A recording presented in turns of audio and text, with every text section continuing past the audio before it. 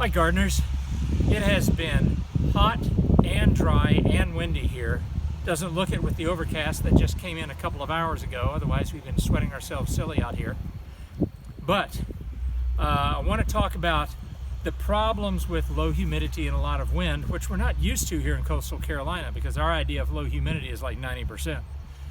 But we've had some trouble with the wind, and we're going to start first with the compost bin right here.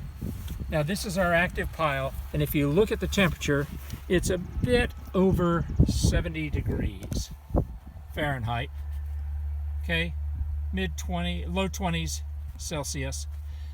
We have been watering down this bin, and this is the last of the new stuff we're putting in there. One of the problems is there's not much activity because the wind has dried this compost pile out.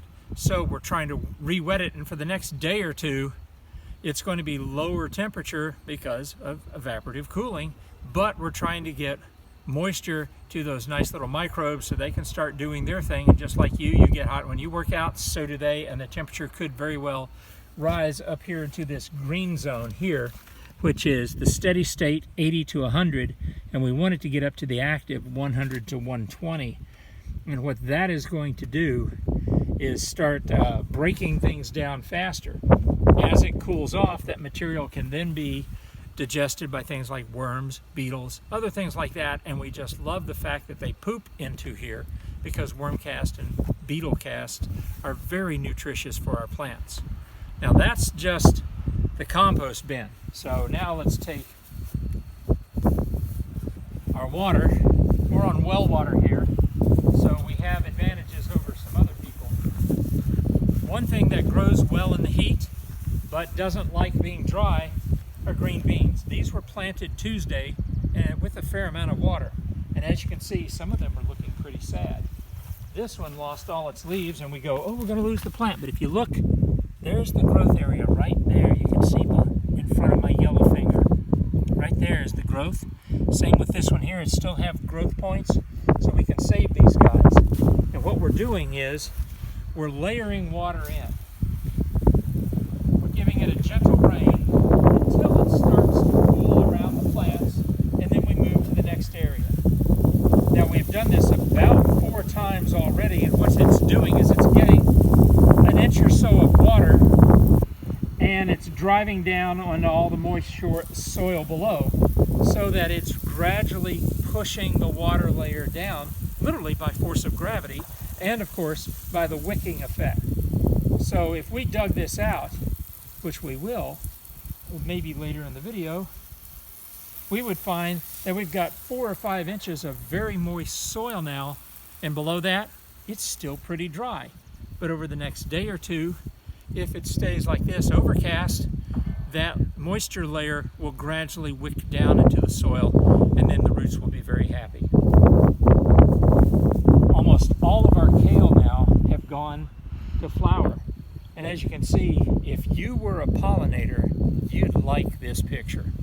This is part of our 12-month plan to try to have something with flowers in it to attract pollinators to our garden, so that the bees that are out in the swamps all around here go, hey, remember that garden? Lots of good flowers there.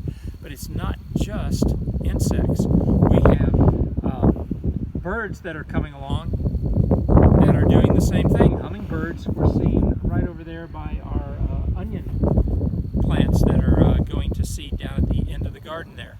So the hummingbirds plus the insects, I think we're going to get good pollination on our garden here. All right? Another thing that needs a lot of water, which you don't think of a lot of times, potatoes. As you can see, wind-blown seeds have really made this potato bed look nasty, but I cleared out an area here where nothing decided to grow, and right here I've added 2 more Pontiac Red seed potatoes. All of these on this end right here were grown with potatoes left over from our harvest last year. The ones up over on this side are new seed potatoes that we buy, and we like doing a combination of new and old. This soil was painfully dry when I dug it out, so I'm going to try to give it a good soaking so that the potatoes can start in pretty well.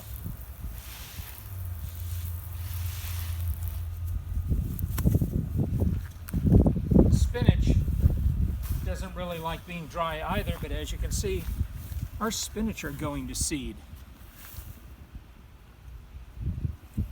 On most of the plants, we'll have a little bit of a harvest in a few minutes, but this is just another thing about keeping our costs down. If we can grow our own seeds, we don't even have a seed cost. Now, we're more than happy to pay for good seeds, and I'm going to show you some Roma tomatoes that come from one of our favorite seed sources, an M.I. Gardner. That's up here.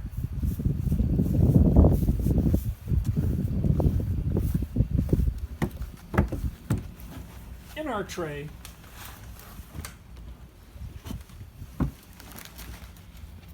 So here we have Roma tomatoes, and this is some of our second gen green beans that are starting to come up. So we plant these in waves of about 3 or 4 weeks apart. You can go a little bit closer if you want. But the idea is that when one crop is maturing, another crop is coming up. And so when this one is in its prime, this one is mature, and the third one is being planted again. So that way we have a consistent bean crop over a couple of months instead of just an all or nothing one-time beans. With Romas are a determinate tomato. That means the vast majority of its tomatoes will come pretty much all at once. That's perfect because we're going to be making sauce with Romas. And of course we'll dice some up for salads and things like that. But this is 1, 2, 3, 4, 5, 6, 7, 8, 9, 10, 11, 12, 13, 14, 15. 15 of them here. 15 Romas will give us a modest but usable harvest. And that will take up only about half of one of the 2 beds that we still have to clear out. So the other half of that tomato bed could be for more beans, because why not vegetable protein? And then the last bed will be for summer squash, which are growing in a cell, and they just have petulantly refused to germinate yet, but they'll be okay. So what do we have? We have an almost full garden with some things maturing off right now.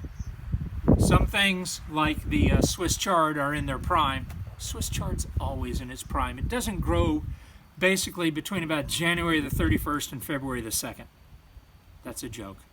They, even in winter, they will maintain a stubby, beaten down appearance, but they'll be really expanding the root system, just waiting for spring, and now it hits. And if you look over there at our Swiss chard bed, some of those are getting a couple of feet tall, and some of them are beginning to go to seed, and that's next year's Swiss chard. So we have a lot of seeds we're going to harvest. We have a lot of garlic that's just waiting to bulb up. And now we have potatoes and beans and onions. We even harvested one onion today, and it was a 9-ounce onion. I don't know about you, but over a half a pound of onion, that's the way to grow your own food. Thanks, everybody.